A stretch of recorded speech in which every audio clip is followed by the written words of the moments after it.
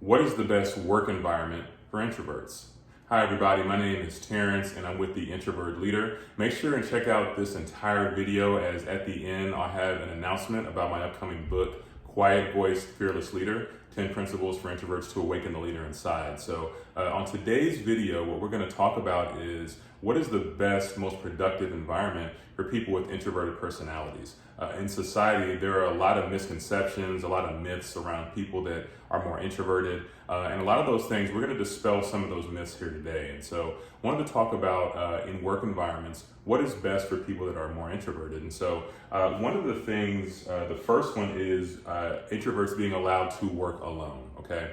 And so in corporate America and a lot of corporations right now, there's a huge push that the focus should be on collaborative work, right?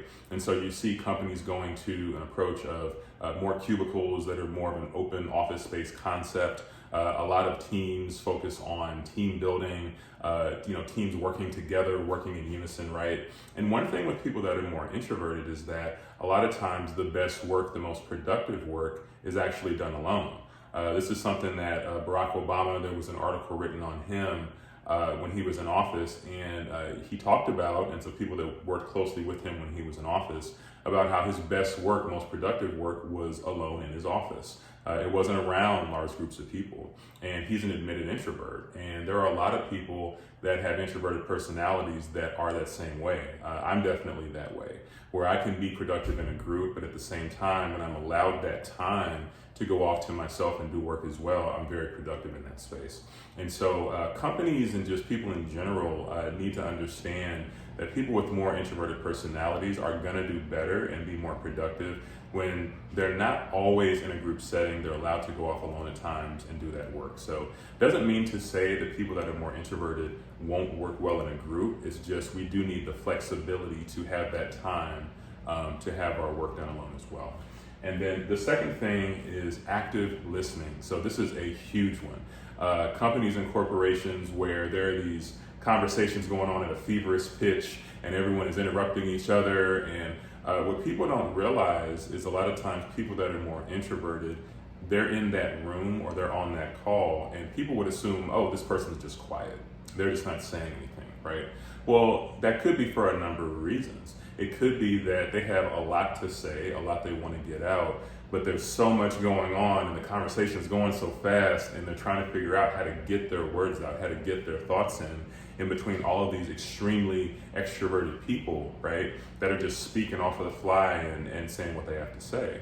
And sometimes for the introvert, that can be a little overwhelming, and they're sitting there and they have something very important to say. They have something that they want to say, but they're trying to figure out how to get those words out, right?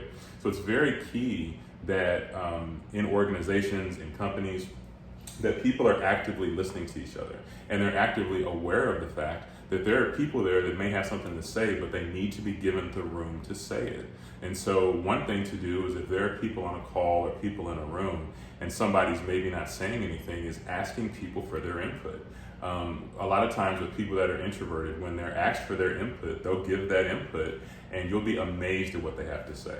But if they're never asked, if they never feel like people care, if they never feel like people are even thinking about them, they're just thinking about what they have to say and could care less what someone else has to say, well, then they'll sit there and they'll be quiet, and then you don't want that, right?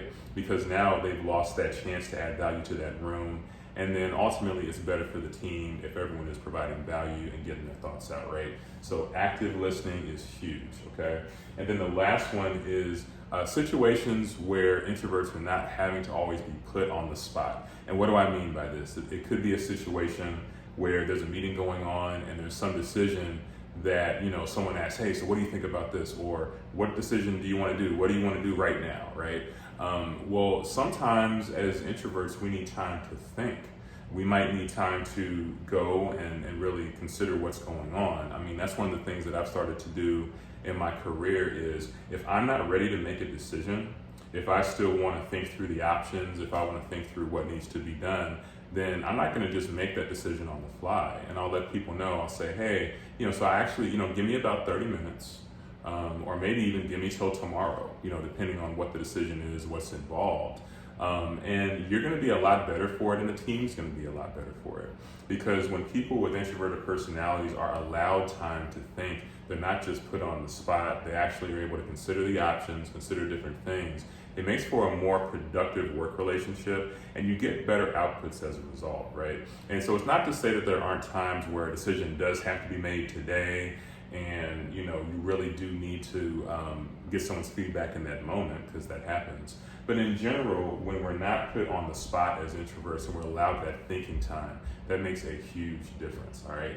So listen, those have been just 3 quick tips in terms of what makes a good work environment for introverts. I know this is, a topic, again, people with introverted personalities, I think, are so misunderstood. You probably have a coworker right now or a business partner that you just think is quiet, you don't know if they have anything to add, and you just don't understand where they're coming from, and they might be the most brilliant person in the room you're in, but you would never know that if they're not in environments where they can be the most productive, all right? So hopefully this was helpful, and before I go, I did just want to let everyone know that my upcoming book, Quiet Voice, Fearless Leader, 10 Principles for Introverts to Awaken the Leader Inside, is coming soon. And if you want to get the first chapter and introduction of my book for free, you can get that at quietvoicefearlessleader.com. Also be sure to follow me on all social media at The Introvert Leader. Definitely looking forward to seeing you. And let me know in the comments, if you're an introvert and you watch this video, what are some things that help you in a work environment? What would you like to see done better? What would you like to see corporate America, or if you're in the business world, just a shift in terms of the mindset and the way things are done? What would help you out? And if you're extroverted watching this video, what are some things that you think that you could possibly do better on this list? Let's talk about that in the comments. I'd be curious to hear what you all have to say. So again, this has been Terrence with The Introvert Leader, and hope everyone's enjoyed the video. Definitely be sure and subscribe and like the video as well. And talk to you all on the next one.